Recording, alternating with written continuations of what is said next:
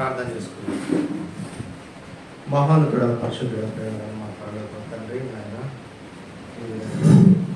నేను చేరి నేను గ్రహపరిచి ఈ వాక్యాన్ని విని నేర్చుకొని నా జీవితాన్ని తిప్పుకొని మా ప్రవర్తన అంతటిలో మీ అధికారాన్ని కోరుకోండి.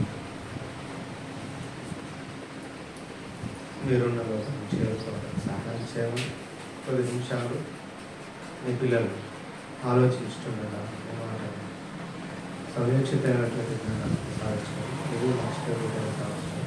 వాటి ప్రకారం నేను బ్రతికి మీరున్న లోకాన్ని చేరుకునే సహాయం చేయాలి. ఇస్తున్నాము అడుగుతున్నాము తండ్రి. దేవుడుతున్నారా మత్తయి సువార్త 5వ అధ్యాయం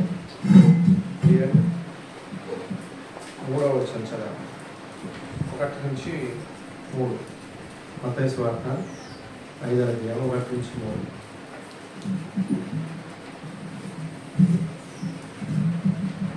చదువు. ఆయన చదువు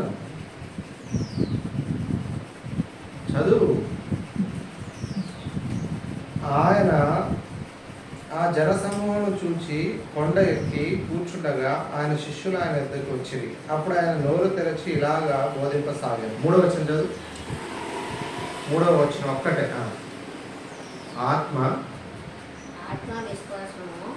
ఆత్మ విషయమై దీనులైన వారు ధన్యులు, పరలోక రాజ్యము వారి. ఇటు వినండి నా వైపు. మత్తయి సువార్త 5వ అధ్యాయం 3వ వచనం. ఆత్మ విషయమై దీనులైన వారు ధన్యులు, పరలోక రాజ్యము వారు. ఆత్మ విషయమై దీనులైన వారు ధన్యులు. దీనులంటే పేదవాళ్ళని అర్థం, లేదా ఏది లేని వాళ్ళని అర్థం. ఆత్మ విషయమై దీనులైన వారు. ఆత్మ విషయమై, శరీర విషయంలో దీనులైన వాళ్ళని మనకు తెలుసు. అంటే శరీరానికి కావలసినవి అడుక్కునే వాళ్ళు ఉంటారు, శరీరం కొరకు సంపాదించుకునే వాళ్ళు ఉంటారు, సంపాదించుకునే వాళ్ళు ఉంటారు. ఈ సంపాదించుకునే వాళ్ళని దీనులు అంటారు. మరి ఆత్మ విషయమై దీనులైన వాళ్ళంటే ఎవరు? ప్రపంచంలో ప్రతి ఒక్కరు దేవుడు మాటలు వినేవాళ్ళు తప్ప ప్రతి ఒక్కరు కూడా ఇంకోకి వస్తారు, ఈ వర్గానికి వస్తారు, ఈ కేటగిరీకి వస్తారు. ఎందుకంటే ఆత్మ విషయమై దీనులైన వాళ్ళైనా ప్రతి వ్యక్తి కూడా ఈరోజు ఏంటంటే పేదరికంలో ఉన్నారు, వాళ్ళకి సహాయం చేయండి. ఇదిగో వరదలు వచ్చినాయి, వాళ్ళకి సహాయం చేయండి. ఇది ఎంతవరకు? కొంతవరకు చేయొద్దని మనం చెప్పట్లేదు. కానీ ఆ వరదలో కొట్టుకుపోతున్నా, లేదా రక్షింపబడినా, లేదా తాత్కాలికంగా ఉన్న ఈ ప్రజలందరినీ మరో రక్షణలోకి నడిపించడానికి, వాళ్ళు వేరే రక్షణలోకి రావడానికి వాళ్ళు ఆత్మ విషయమై దీనులైన వాళ్ళైనా అంటే వాళ్ళు ఇంకా భూమిపై ఈ శరీరాన్ని ఎంత సుఖపెట్టాలేనో, ఇంకా వేరే వాళ్ళు సహాయం చేస్తే బాగుంటుందని వాళ్ళు ఎదురు చూస్తున్నారు. వాళ్ళు కాకుండా మిగతా వర్గమైనటువంటి మనం కూడా ఏం ఎదురు చూస్తున్నామంటే, ఈరోజు పని చేస్తే డబ్బులు వస్తాయి, కూడబెట్టుకుంటే డబ్బులు వస్తాయి, వాళ్ళు బ్రతకడానికే వీళ్ళు బ్రతకడానికే. కానీ వాక్యం ఏం సెలవిస్తుందంటే ఆత్మ విషయమై దీనులైన వారు ధన్యులు. అంటే ఆత్మ విషయమై సంపన్నులమైనటువంటి వాళ్ళమని అర్థం. సంపన్నులు అంటే ధనికులు, ఒక ఇల్లు, ఒక కారు, ఒక ఇంకా డబ్బులు, వీళ్ళన్నీ ఉన్నాయనుకో, వాళ్ళందరినీ ఏమంటున్నాం? సంపన్నులు, ధనవంతులు అంటున్నాం. మరి ఆత్మ విషయమై దీనులైన వారు ధన్యులట.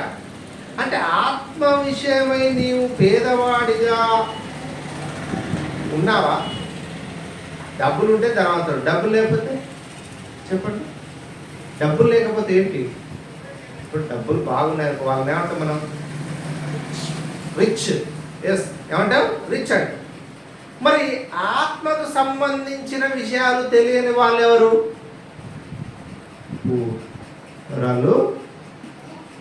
ఎవరు వాళ్ళు మరి వాళ్ళట ఆత్మ విషయమైన వారు ధన్యులట.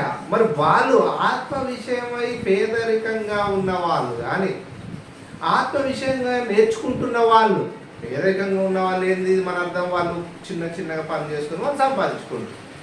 ఈ జ్ఞానాన్ని సంపాదించుకుంటున్నటువంటి వాళ్ళు ధన్యులట, బ్లెస్డ్ పీపుల్స్.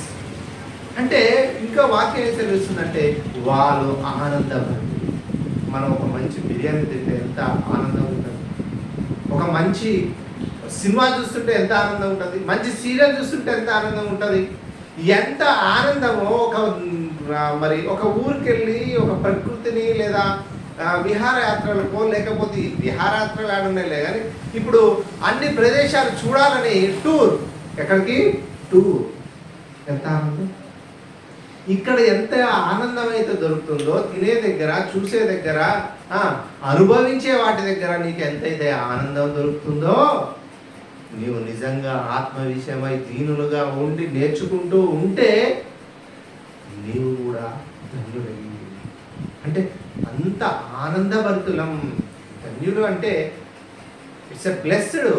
ఈ ధన్యత ఎలా వస్తుందంటే ఎవరో మనుషులు ఇచ్చేది కాదు.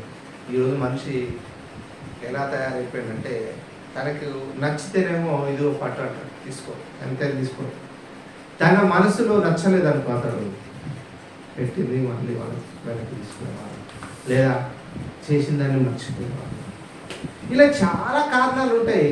కానీ దేవుడు ఏమంటున్నట్టే, నాయన నువ్వు ఆత్మ విషయమై దీనుగా, ఆత్మ విషయంలో నీవు నేర్చుకుంటున్నావా, ఆత్మ విషయంలో సంగతులు నేర్చుకుంటుంటే, వింటుంటే, పాటిస్తుంటే నీవు చాలా ఆనందపడుతుంది. ఆ విషయం ఈ క్రైస్తవ్యానికి తెలియదు. ఆదివారం మొక్కుబడిగా చర్చికి వెళ్తే కానుక ఇస్తే రైట్, అక్కడ ఎంతవరకు నేర్చుకుంటున్నావు, అది నీ ఆత్మీయ జీవితానికి ఏమైనా పనికొస్తుందా అంటే ఆనందం లేదు, సంతోషం లేదు. శనివారం సాయంత్రం నుంచే మనం ఆదివారం చర్చికి ఆసక్తితో మనం పోగలుగుతున్నామా, వెళ్ళగలుగుతున్నామా? ఎందుకంటే దీనత్వం, నేర్చుకునే తత్వం. నువ్వు సంపాదన దేనికోసం సంపాదన? మనుషులు సంతోషపెట్టడానికి ఆ సంపాదన. పరమందు ఉన్న దేవుడి జ్ఞానాన్ని నేర్చుకోవడంలో నీ సంపాదన ఉండాలా. అది ఆత్మ విషయమై సంపాదన, ఆత్మను సంపాదించే సంపాదన. నీ ఆత్మను దేవుడి కొరకు బ్రతికించాలన్నటువంటి సంపాదన. అంటే ఆత్మ విషయమై దీనులైన వారు ధన్యులు, పరలోక రాజ్యము వారు. ప్రపంచంలో పేదవాళ్ళందరినీ చూసినప్పుడు చాలా మంది అనుకుంటారంటే రాజకీయ నాయకులు కానీ సంఘ సంస్కర్తలు వీళ్ళందరికీ పెట్టాలి, భోజనం పెట్టాలి, వీళ్ళందరికీ వస్త్రాలు ఇవ్వాలి, వీళ్ళందరికీ మంచి నివాసం. అది ఎంతవరకు? కొంచెం వరకే. వాళ్ళందరినీ నిజంగా అలా ఇస్తే వాళ్ళు నిజంగా దేవుని ఇంకా మర్చిపోతారు. వాళ్ళు అలా స్థితిలో ఉండటమే మంచిది వాళ్ళకి. దేవుడు ఎవరిని ఏ స్థితిలో ఉంచినా కూడా అది వాళ్ళ మహిమ కొరకు. నీకు బాగా డబ్బులు ఇచ్చినట్టు, లేదా క్వశ్చన్ పేపర్ ముందనే చెప్తాను, చదవ. అట్లనే బాగా డబ్బులు ఉంటే అది నీ స్థితి దేవుడి వైపుకి వెళ్ళే స్థితి కాకపోతుండొచ్చు. అందుకనే పేదవారు బీదలు మీతో ఎల్లప్పుడూ ఉందురు. బీదలకు సువార్త ప్రకటించబడుతుందన్నాడు. బీదలు అంటే ఏ బీదలు? ఆత్మీయమైన విషయాలలో కొరత ఉన్నటువంటి బీదలైనటువంటి మనల్కి సువార్త ప్రకటించబడుతుంది. తన క్రీస్తు ఐశ్వర్యాన్ని మనకి ఇస్తానంటుండు. నాయన ఇట్లా నాయన నీకు 10 కోట్లు ఇస్తానంటే కొంచెం ఏమంటుందంటే నాకు వద్దంటుంది. 10 కోట్లు ఇస్తానంటే వద్దంటుంది. కానీ ఆ 10 కోట్లు భూమి మీద ఉన్న 10 కోట్లు ఉన్నాయి. భూమి మీద వాస్తవంగా ఆలోచిస్తే భూమి మీద కూడా నీ అవసరత తీరుతుంది. నీకున్న కనీస వసతుల చేత, నీకున్న ఆర్థిక పరిస్థితుల్లో నీ అవసరం తీరుతుంటే అంతకన్నా నీకేం కావాలి? ముఖేష్ అంబానీ తన కుమారుడైన నిత్య అంబానీ, అతని పేరు ఏం పేరు? అనంత అంబానీ పెళ్ళి చాలా ఘనంగా చేసిందని ఈ ప్రపంచం మొత్తం చెప్పుకుంటుంది. మనం ప్రశ్నించుకోవాల్సింది, మనకున్న అవసరతలు తీరుతున్నాయా లేవా? మనం కూడా ధనికులం. అవసరతలు తీరుతూ ఉన్నప్పుడు నువ్వు గొప్పవాడివి, దేవుడు నిన్ను ఆశీర్వదించిండు, వారిని ఆ రకంగా ఆశీర్వదించిండు అనుకుంటే నిన్ను ఈ రకంగా దేవుడి కోసం బ్రతకడానికి నిన్ను ఆశీర్వదించిండు. అందుకని ఆత్మ విషయమై దీనులైన వారు ధన్యులు, వాళ్ళు బ్లెస్డ్ పీపుల్స్, వారు ఆనందభరితులు. వాళ్ళకి ఏమొస్తుందట? పరలోక రాజ్యం. ఇంతకీ ఇంత కష్టపడేది ఎందుకంటే పరలోక రాజ్యం మనం సంపాదించడం. ఆ పరలోక రాజ్యం ఎవరిదంటే ఆత్మ విషయమై దీనులైన వారు. ఈయన యేసుక్రీస్తుల వారు కొండ మీద ప్రసంగంగా గుర్తించబడుతుంది, ఎన్నో ఉపమానాలతో చెప్పబడుతుంది. ఈ వాక్యం అనేక జనసమూహం ఉంటుంది. ఆయన మాటలు విన్నటువంటి జనసమూహం కిందికి వచ్చిన తర్వాత నెక్స్ట్ వచనాలు చదువుతూ ఉంటే ఆశ్చర్యానికి గురైపోయారట. ఈయన శాస్త్రుల వల్లే కాక అధికారం, ఇటు శాస్త్రుల వల్లే కాక అధికారం కలిగిన వాడిని వాళ్ళని బోధించుచున్నట్టుగా మనం చూడవచ్చు. మీరు ఈ కాలంలో ఈ వయసులో దేవుణ్ణి తెలుసుకుంటారంటే చాలా ఆనందంగా ఉండాలి, చాలా గొప్పగా ఉండాలి.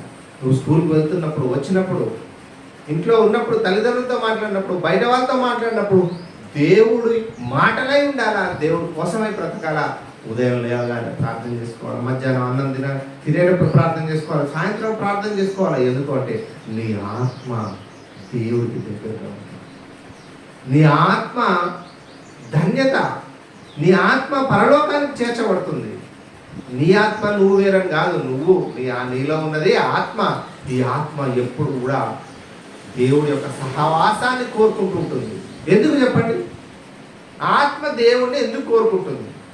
ఇటు ఆలోచించండి, మంచి పెట్టి గుర్తుపోయి మంచి పెట్టి ప్రాపర్ స్కూల్లో కూడా ఇంత అవుతారా? ఆత్మ దేవుడిని ఎందుకు, దేవుడి విషయాలను ఎందుకు వినాలని కోరుకుంటుంది, కానీ శరీరం ఏం చేస్తుందంటే దాన్ని చంపేస్తుంది. కానీ ఆత్మ ఎందుకు కోరుకుంటుంది? మనలో ఉన్న ఆత్మ దేవుడి సహవాసం కానీ దేవుడి మాటలు వినాలని అనిపిస్తుంటుంది. ఎందుకు అనిపిస్తుంది చెప్పండి? ఒకనాడు మన ఆత్మ ఎక్కడి నుంచి వచ్చింది? ఆయన నుండే. తన నాసికారంధ్రంలో జీవవాయువును ఊదగా నరుడు జీవాత్మ ఆయను చదువుకున్నాం అనుకున్నాం. కాబట్టి మీరు భవిష్యత్తులో బాగా దేవుడి కోసం కష్టపడాలి. ఎందుకు అంటే మీ భవిష్యత్తు బాగుంటుంది. దేవుని విడిచి నువ్వు పక్కకి వెళ్ళావనుకో, ఏదో ప్రేమ దోమ ఇవన్నీ విడిచి వెళ్ళావనుకో, దేవుణ్ణి విడిచి వెళ్తే దేవుడికి అన్ని సిద్ధం చేస్తాడు. నీకు జీవితంలో ఏదో ఒక మంచి ఉద్యోగం ఇస్తాడు, ఒక మంచి భార్యన ఇస్తాడు, ఒక మంచి భర్తన దేవుని అడిగితే ఇస్తాడు. కానీ నువ్వు వెతుక్కుంటే మాత్రం నీకు అది చెందదు. అంటే తల్లిదండ్రుల మాటలు కన్నా దేవుడి మాటలు వింటే ఆటోమేటిక్గా తల్లిదండ్రుల మాటలు వింటాం. మన దేవుడి మాటలు వినకుండా దూరం వెళ్ళిపోవాలా, నేను అది చేయాలనుకుంటే నువ్వేమీ చేయలేవు. ఆయన లేకుండా భోజనం చేయవాడు ఎవడని, ఆయన సెలవు లేకుండా భోజనం చేసి సంతోషించగలవాడు ఎవడు? నువ్వు చేస్తున్నావు అంటే ఈ లోపల నేను తింటున్నట్టే అది ఆయన సెలవే. అది నీకు అర్థం కావట్లేదు. ఆత్మ విషయమై దీనులైన వాళ్ళు ఎవరంటే మనం దేవుడి మాటలు వింటున్న వాళ్ళం, నేర్చుకుంటున్న వాళ్ళం, ప్రవర్తిస్తున్న వాళ్ళం. ఈ దీనత్వము ఉన్నటువంటి మనల్ని ఏమంటుందంటే ధన్యుడు. మరి మనకి ఏమొస్తుంది చివరికంటే నెక్స్ట్ వచ్చిన మరొక భాగం మనం నేర్చుకుందాం. కళ్ళు మూసుకొని ప్రార్థన చేసుకుందాం. ఆ వాక్యం తీసిపెట్టినాను. కొరింథీయులకు రాసిన పత్రిక 2వ అధ్యాయం. ఈలోపు ఆ వాక్యం తీసిపెట్టు. అది ఉండని కొరింథీయులకు రాసిన పత్రిక 11వ అధ్యాయం చదువు 23వ వచనం నుంచి. 11వ అధ్యాయం 23వ వచనం. ఇదిగో కూర్చోదు.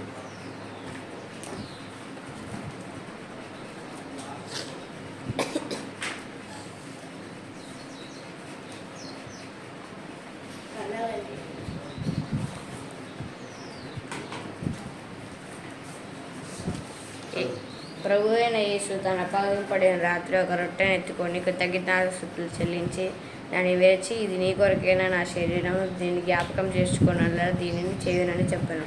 ఆ ప్రకారమే భోజనమైన పిండట ఆయన పాత్రను ఎత్తుకొని, ఈ ప్రకారమే ఈ పాత్రలో నా రక్తమును, నేను కొత్త నిబంధన, మీరు దీనిలో త్రాగునప్పుడల్లా నన్ను జ్ఞాపకం చేసుకున్నట్లని దీనిని చేయుడని చెప్పాను. మీరు ఈ రొట్టెను తిని ఈ పాత్రలో తాగినప్పుడల్లా ప్రభువు వచ్చిన వరకు ఆయన మరణమును ప్రకటించగలరు. ప్రార్థన చేసుకుందాం. ఒకటే గురించి మహానుగ్రహ పరిశుద్ధ తండ్రి